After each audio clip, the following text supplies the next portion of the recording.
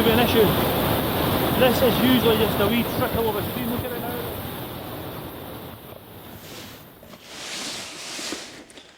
Whew.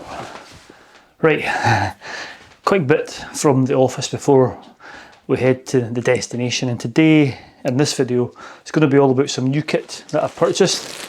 You can see it's all still wrapped up, it's all hard shell, it's all waterproof stuff, which I'm looking forward to testing tomorrow. The forecast is looking pretty grim, so I'm not going to go I'm not going to do anything excessive. I'm going to go to a well-known location. I've also got some new boots, waterproof boots to test out, and the forecast is looking absolutely dire for tomorrow. It's the first day of my holidays, typical, so I just need to give this stuff a good test. It's cost a fortune. Some of the stuff, I don't buy it every year, it's only every now and then.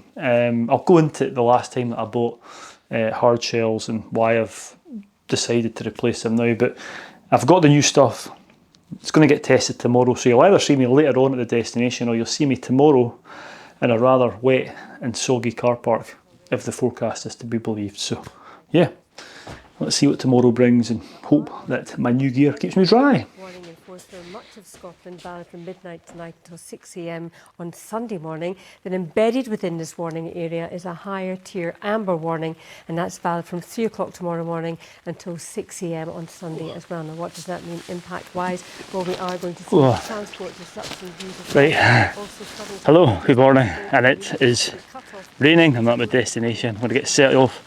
I don't know, I can't remember if I told you, but I've got my new waterproofs, a couple of Jottnar products. Jottnar, I've gone for a yellow jacket, surprise, surprise.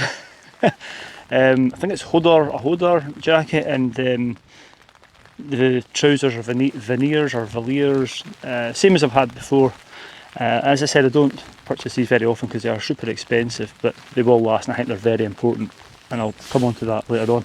I've also got a waterproof hat here from Sealskin. I've got new, you won't be able to see them, new boots from Salomon, which were recommended to me by Ray, actually, from RS Outdoors. Go and check his YouTube channel. I always take Ray's advice, because when he does any sort of gear reviews or sort of gives me recommendations, I know that he's thoroughly recommended it.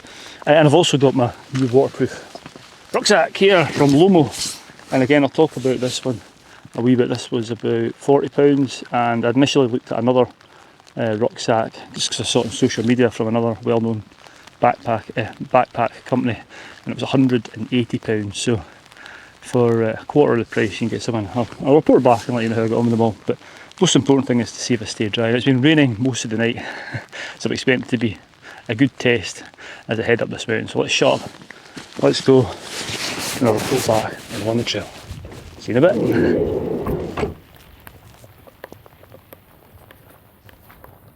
So off I set in the rain, and the total value of the gear that I'd bought, so the shoes, the hard shell trousers, the jacket, the waterproof cap and the backpack, the value of that was actually, I totaled it up to £1,263. Although I didn't actually pay that because I'm a bit of a Scrooge and I got deals and what have you, but that's a lot of money.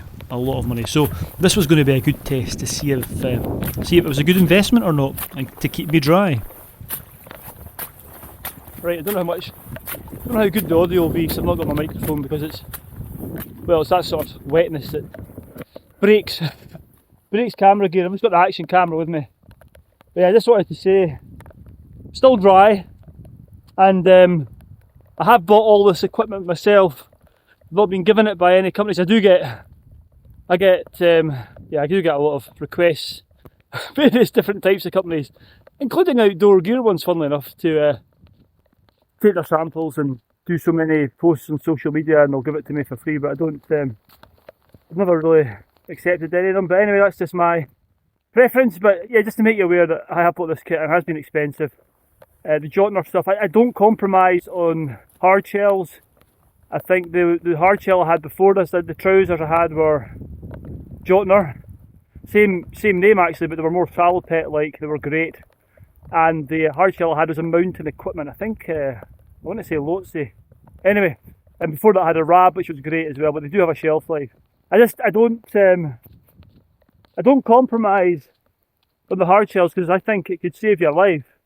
Especially in places like Scotland where it might not get super cold. I mean, it can get down to the -10s, -15s sometimes in the winter, but I think what's more dangerous is this sort of weather, damp, humid, cold, where the water gets through you. That can get you, and hypothermia isn't far away when that happens. So yeah, I'll explain why I've chosen now to change my hard shells, and yeah, I think hypothermia played a small part, thinking back to it. But let's move on. I'm heading up this hill here. I'll spin you around up there, and yeah, let's see let's see if I stay dry and all my money's been worth it. So as I mentioned, I bought most of this stuff in the sales, especially the Jottnar sale, and all in all it came to just over £700 for all 5 items. So yeah, a lot of money. But, yeah, it's always worthwhile buying this stuff during the sales. Yeah, this could be an issue. This is usually just a wee trickle of a stream. Look at it now though. Oh man. Let's see if I can get across. If not, I might have to just detour around it. Oh man. Iffy.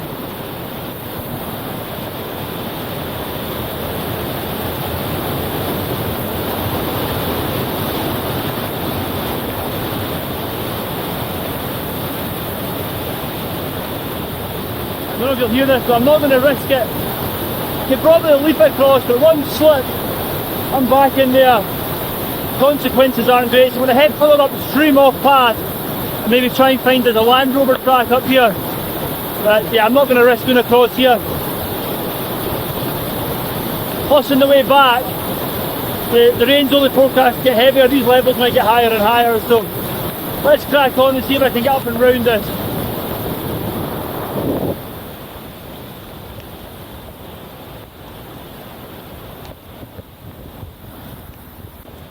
I always have a plan B, C and D. I want the plan C. The plan B was actually head over the loch to a smaller hill. But yeah, I'm going to go up and round. I might go, there's a cairn up here called King Kenneth's Cairn. I'm at Loch Turret. I don't know if I said that yet or not, but yeah, we'll see if we get up there or not, because yeah, I've just checked social media and they're advising not to travel, which I've just seen obviously, so I'm going to get up here and get back down. And yeah, it's not going to be a long, I'm not going to go as long as I thought it'd be. I'll just get to the first cairn and come back again. Don't want to get stuck in the van. I'm not going to think of worse things to get stuck in. Right, let's go.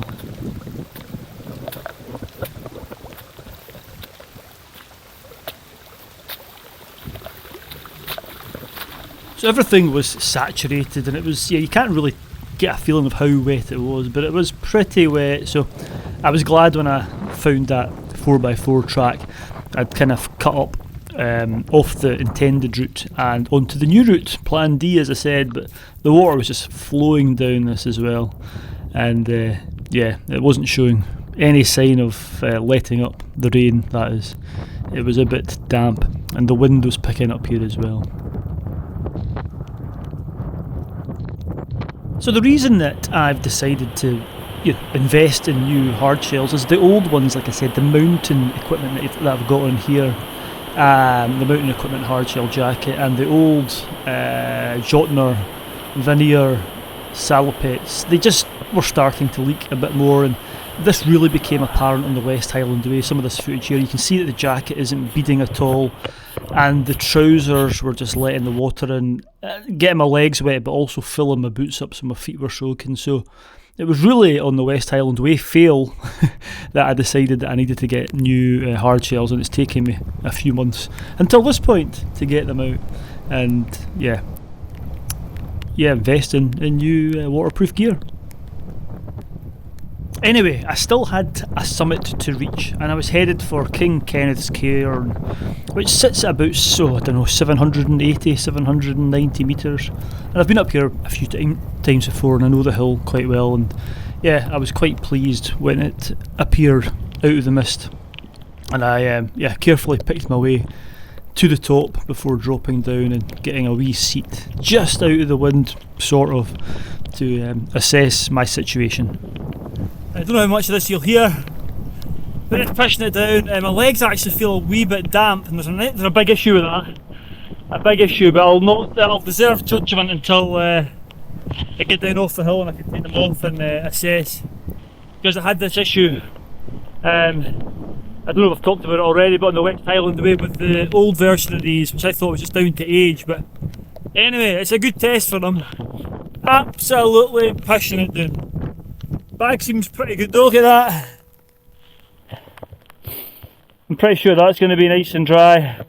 It's just my legs that there might be an issue with, but anyway. I'm not going to go any further on just because of the forecast, the weather warnings.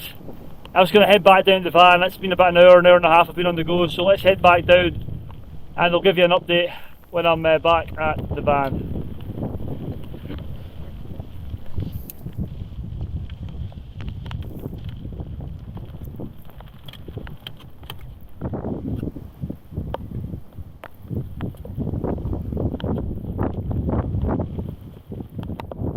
So off the summit I headed, well this isn't actually the summit of the hill, but I don't know, the summit of King Kenneth Cairn. Anyway, down I headed, and I must say the bag was great. I did open it up and it was bone dry inside, as you'd expect from a Lomo bag, because these can be used for water sports and kayaking as well. And I wouldn't use this bag routinely. I'd only use it on days like today when I know it's going to be horrendous weather. Anyway, down I went and eventually got kind of below the clouds and got a view of the loch, and I knew at this point it wasn't far till I'd be back in the warmth of the van with a brew in my hand.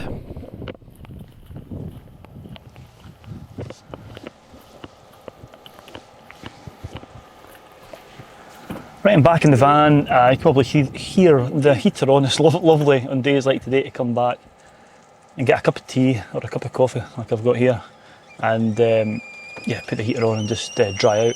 So what did I think of the clothes? It was a good, I mean it's a really good test for them. It really is pretty torrential, constant rain out there at the moment. And when I took my jacket off, my under jacket or mid layer was pretty dry. It was a bit wet down the bottom, but that's just where, you know, it wasn't protected by the waterproofs. It was pretty dry. My cap, my waterproof cap, was just wet at the front. So the jacket was pretty good, to be fair. It's kept me dry. The issue I've got is with the trousers. When I took them off, I usually put leggings on under these sorts of over trousers, but I didn't have them with me today because it was to be quite mild, even though it's torrential. And my legs were damp, and my boxer shorts were actually wet around about the crotch area and the lower part of them. They weren't soaking all the way through, but whether that's a condensation, I'm not entirely sure, but it seems to be where the trouser rubs against the thigh when you're walking, and that was the big issue I had in the West Highland Way. I had leggings on, and the previous versions of these, which I thought were not leaking but letting the water through because they were old, got me very damp from the legs down. And the big issue wasn't so much my legs getting wet, it was the fact that my leggings and my socks were getting wet because the trousers were getting wet, and it was basically making my feet wet because it was dripping into the socks were getting wet from the top and then soaking right down into the boots. So anyway, I don't know whether that's something specific to these trousers or it's just something I need to live with. The boots were fine. My feet were bone dry. The Salomon boots, there's so many different types. These ones are recommended by Ray. I think they're leather uppers, and they've got a high ankle cuff. They're pretty good. Yeah, they're comfy. I always find them really comfy. It's just the rigidity of the Salomon stuff. But there's so many different types. They've all got the same sort of name: GTX or CTX or ATX.